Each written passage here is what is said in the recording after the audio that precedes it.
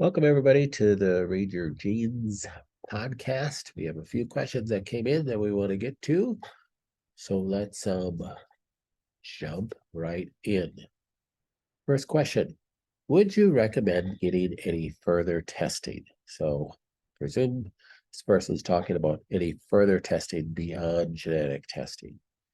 And the answer is absolutely, it if whatever you got going on warrants that. So this is, your genetic testing isn't current functional testing, because your genetic testing, for the most part, you were born with those genetic defects. Of course, many of them could have occurred because you were exposed to toxins or poisons, things. But you can't change them for the better. So you look at your genetics to guide your way of life and your lifestyle choices. But it doesn't mean you can't have a mold toxicity or a Lyme issue or heavy metal issues. That's not going to show up on genetics. So if you have health concerns, you have to do other functional tests.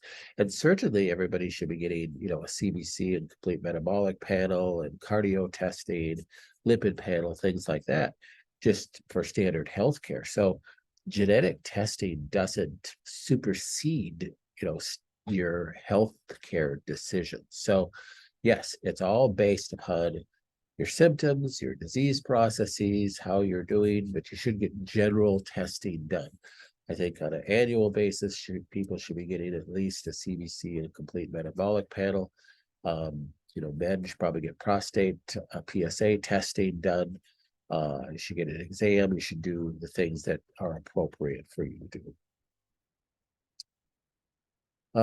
What do you think about excipients in supplements? So most of the time when people are talking about excipients in supplements are things like magnesium stearate. So there's other excipients. So excipients are things that they may put in a supplement like an anti-caking agent. So, these are, understand how these supplement companies operate. They're buying the supplement in this ginormous pallet bag of minerals or whatever it is, and they have to pour it in a mixer, and it's this ginormous, mixing bowl, and it's mixed up. And, with humidity in the air, even though their facilities are, humidity controlled and all this kind of stuff, things can cake, minerals can cake up, the supplement can cake up, and it can not be properly mixed. So they put in excipients in the supplements like magnesium stearate. That's the most common excipient that people will see in a supplement. That's an anti-caking agent that keeps things from moisture from caking up the product, and keeps an even exposure of the nutrient, whatever it is, in all of the capsules. So you don't actually have a greater amount of milligrams in one capsule and a much lesser amount in another capsule. Problem is, people can be sensitive to the excipients, and they're not necessarily good for you. Now, there's an argument in the nutritional world, quite a big argument, as a matter of fact, for people who are very against excipients, and people say that there's nothing wrong with excipients. Now, we sell some supplements with excipients because I'm not overly concerned that all excipients are bad for everybody, but we try to buy supplements and sell supplements, as many supplements that are excipient free as possible. We're moving towards all our private labeled stuff to be excipient free. But I will say I personally take supplements that do have excipients in them. They're still really good supplements from really good companies. So I don't judge the supplement completely based upon whether it has excipients in it or not. Some people are sensitive to them. Some people are sensitive to capsules. I have patients that literally open up the capsule and put it in a smoothie or something because they're sensitive to the capsules. And I think too much of anything could be a bad thing. So, you try to buy excipient-free supplements, but you can't always do that. How do the genes ever heal? Well, they don't. So if you have defects on your genes, there's argument in the alternative world. It's not a very big argument. But there's some people think that you do, different energy healing and different things that you could change a person's genetic structure and change their genes for the better. So if they have a double allele defect on MTHFR, now they don't. Well, show me the data, because I just don't believe it. So if you have a defect, it's not going to go away. It's not going to be healed. Now, it's very easy to prove if it is. So run a genetic test, do all your stuff, and then run another genetic test. I'll believe it when I see it. I'm not opposed to believing something new.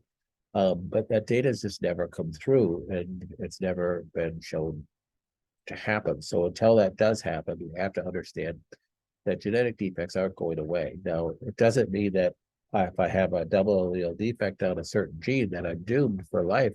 It's all about the environment, and it's all about what is turning that gene on or off, and whether that is going to express itself in a way that's going to affect my life in a negative way. That's why you use genetics to make lifestyle changes. You don't say, oh, but genetics are going to, cause me to have cancer or cause me to have a disease. That's just not true. So it's the epigenetic factors, my environmental factors, that make all the difference in the world. But using genetics in a way that can guide my choices. Oh, because I have this defect, maybe I should eat more of this. Maybe I should eat more broccoli. Maybe I should eat more folate, leafy greens, because I have MTHFR defects or whatever. Because I have the FUT2 gene defects, I'm going to continue to work more on my gut. Because I have, you make those decisions based on your genes, and that's what can be so helpful.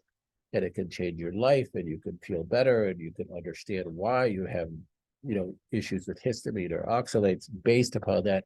And it gives you some peace of mind that there's not something just wrong with you.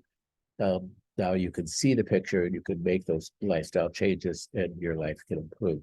But you're not trying to heal the genes. You're trying to fix the situation in the epigenetic environment that can lead to episodes of symptom patterns.